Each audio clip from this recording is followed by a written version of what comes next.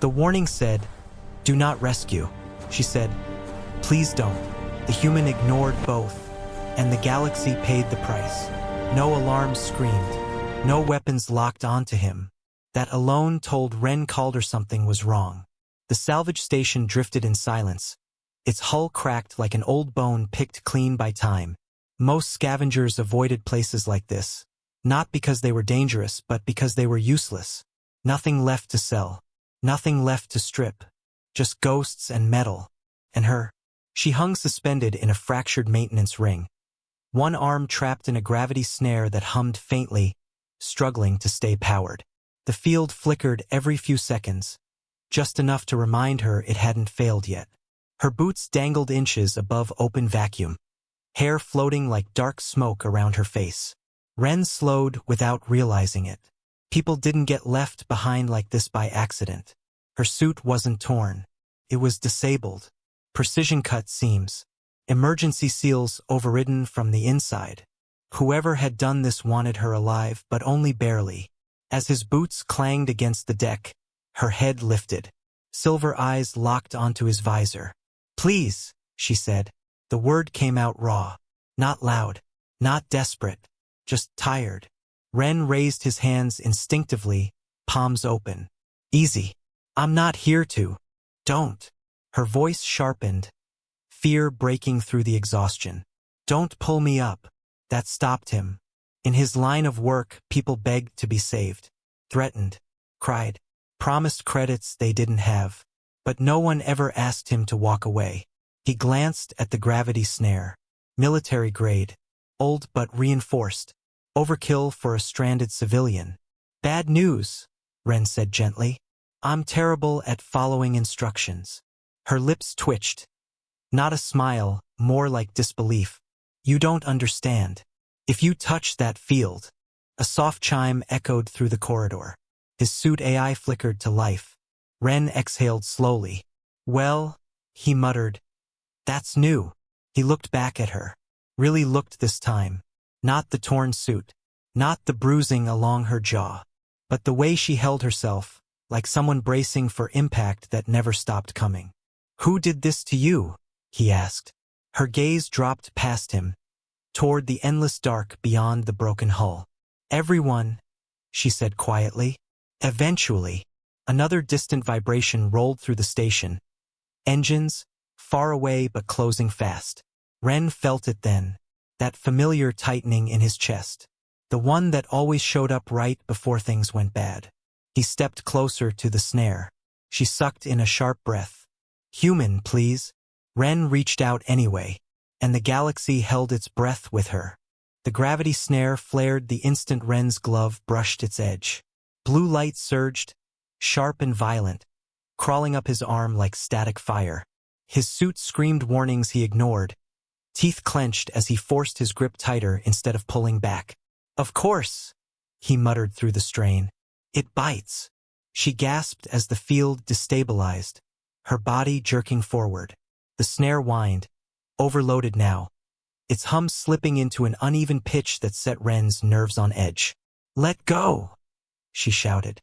"You don't know what it does to." The snare collapsed, not exploded, not cleanly disengaged. It failed, snapping inward on itself like a dying star. The force yanked her free, momentum dragging both of them hard into the station's inner ring. Ren hit first, shoulder-slamming metal.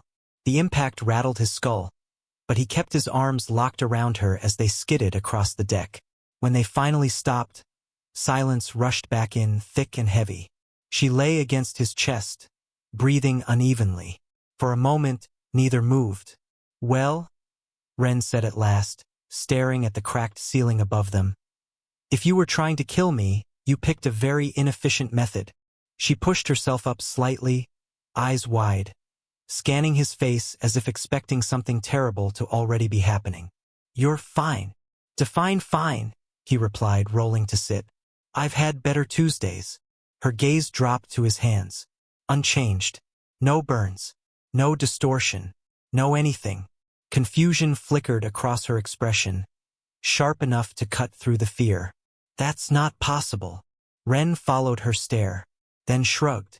Human durability is wildly overrated. He helped her sit, movements slow, careful. Up close, she looked worse.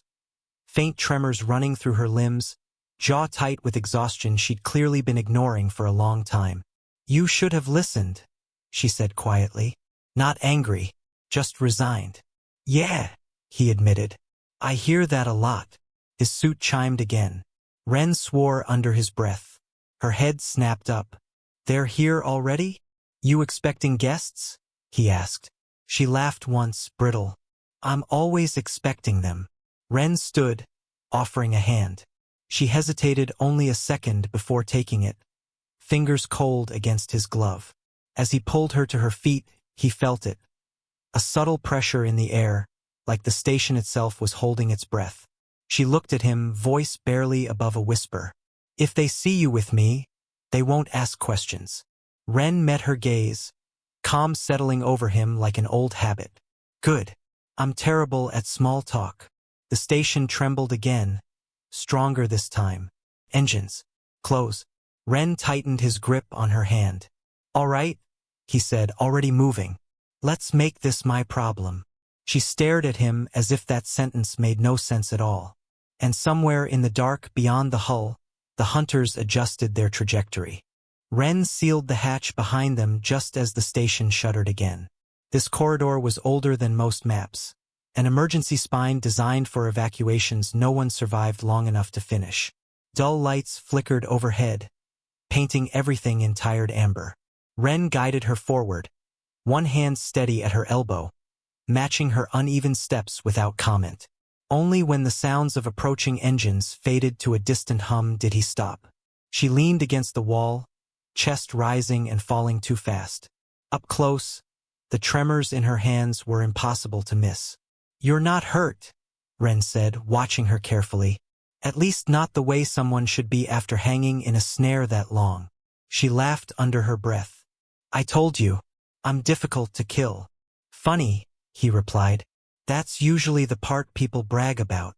He knelt, opening a small medkit from his belt. No dramatic movements, no pressure. He'd learned a long time ago that people talked more when they didn't feel cornered. She studied him as he worked, eyes sharp despite the exhaustion. "You don't react the way others do." Ren shrugged. "Others tend to overthink it." "That's not what I mean." She swallowed. "You're not afraid." He paused, then looked up. "I am. Just selectively."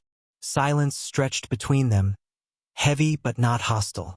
Finally, she exhaled, like she'd been holding that breath for years. "I lied to you," she said.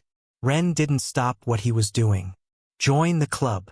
"I'm not a prisoner," she continued, "and I'm not valuable the way they claim." He taped a stabilizer over her wrist and sat back. "Those ships outside disagree. They're not here for me," she said softly. "They're here for what happens around me." That made him look up. Her silver eyes met his, steady now despite the fear beneath them. "Probability bends near me. Systems fail. Alliances fracture. Battles tip without warning." She hesitated. "I don't cause it intentionally. I don't even control it. But wherever I stay too long, things break." Ren let that settle. "Bad luck?" he asked. Her lips curved, faint and humorless. "On a galactic scale." He considered that, then leaned back against the wall. "You know, most people just call that being human." She blinked, thrown. Before she could respond, his suit chimed again. This time quieter, more insistent. The station groaned. Somewhere above them, metal screamed as docking clamps misfired. She flinched. "That's why I begged you not to touch the snare. Humans are resistant. You don't cancel the effect. You anchor it." Ren felt a chill crawl up his spine. "So freeing you made everything unstable," she finished. "They'll start fighting soon.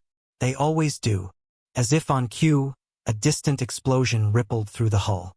Ren stared at the ceiling, then back at her. A slow smile tugged at the corner of his mouth. "Well," he said, standing. "Good thing I never liked quiet jobs."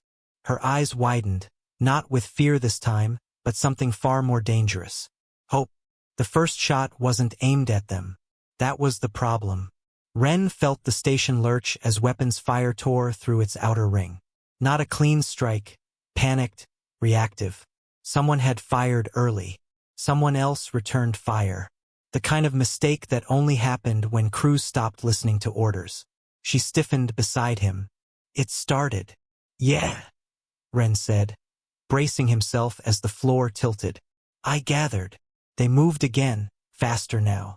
The corridor lights flickered out completely, replaced by emergency strips glowing red along the deck. Somewhere above, metal shrieked as two ships collided hard enough to send debris screaming past the viewport. Ren risked a glance. 3 vessels were drifting out of formation, weapons hot, shields flaring unevenly. Another had already lost an engine, spiraling as its crew tried and failed to stabilize. No coordinated assault. No clear target. Just chaos. They're not fighting us, Ren muttered. They're fighting each other. She wrapped her arms around herself, voice tight. That's what I do. I don't attack. I don't control. I just exist. And people make choices. Bad ones, he said. Violent ones. They reached a junction overlooking the docking bay. Below them, mercenary crews scrambled, shouting over overlapping comms. Orders contradicted each other. Weapons locked, unlocked, relocked. Someone fired again. Someone else panicked. A plasma charge detonated against the bay wall, blowing a pressure seal. Bodies scattered. Ren swore softly. All right, he said, thinking fast. New rule. We don't stay here. Running won't help, she replied. The closer they get to me, the worse it becomes. He looked at her. Really looked. The tension in her shoulders. The guilt threaded through every breath. Like she was apologizing just by standing there. Then we don't run, he said. Her eyes snapped to his. What? Ren keyed his suit, broadcasting on an open emergency channel. His voice carried calm authority, not loud, not threatening. This is Ren Calder, he said. Independent human salvager. If anyone out there still wants to live, power down and back off. You're not here for a bounty. You're standing in a probability collapse. Laughter crackled back. Nervous. Forced. Then silence. One ship powered down. Another followed. A third hesitated. Then disengaged weapons entirely. She stared at him. Why did that work? Ren exhaled. Because humans don't chase miracles. We contain disasters. The station shuddered again, but lighter this time. The chaos outside began to thin, ships pulling away as fast as pride allowed. She swallowed. You don't know what you're choosing. He met her gaze, steady and unflinching. Sure I do. What? You, he said simply. For the first time since she'd been chained in the dark, she didn't feel like a mistake the universe was trying to correct. She felt like a decision. The station drifted in uneasy quiet. Wreckage floated beyond the fractured bay. Disabled ships, scorched hulls, debris still cooling in the vacuum. What remained of the hunters kept their distance now, engines angled away, weapons cold. Not retreating in defeat, leaving in uncertainty. Ren stood near the viewport, arms crossed, watching them go. They'll talk, she said behind him. Her voice was steadier than before, though fatigue still threaded through it. They always do. Stories spread faster than fear. Good, Ren replied. Maybe this one will slow them down. She joined him, resting her forehead briefly against the glass. The silver in her eyes had dimmed, no longer sharp with tension, just tired. Honest. You could still walk away, she said. Once I'm off this station. Once I'm gone. Ren glanced at her. And let the galaxy decide what you're worth again? She flinched at that. For a long time, she admitted quietly, I believed them, that my value was measured in damage. In what broke when I stayed too long. Ren considered that, then reached into his pocket and pulled out a small salvage tag. Dented, scratched, nearly unreadable. He turned it over in his fingers. See this? He said. Scrap marker. Means something's worth hauling, fixing, keeping alive longer than expected. He pressed it gently into her palm. This isn't ownership, he added. It's a choice. Her fingers curled around it, trembling. Humans are strange. Yeah, he agreed. We don't price people very well. Outside, the last hostile ship vanished into the stars. The station's systems began to stabilize, lights brightening one by one as emergency protocols disengaged. She took a slow breath. What happens now? She asked. Ren smiled faintly. Now, we get you somewhere quiet. Somewhere you can exist without everything falling apart. And if that place doesn't exist? He shrugged. Then we build one. She looked at him then. Not like someone waiting to be saved, but like someone seeing a future she'd never been allowed to imagine. Why? She asked. Not suspicious, just curious. Why choose me? Ren met her gaze, voice calm and certain. Because the galaxy already made its choice. I just disagreed. The station drifted on, scarred but intact. And somewhere beyond the wreckage, a rumor began to spread. Not of a weapon, or a curse, or a disaster, but of a human who reached out anyway, and changed the outcome by refusing to let go. The galaxy called her a disaster. One human called her a choice. If you were in his place, would you have reached out, or walked away?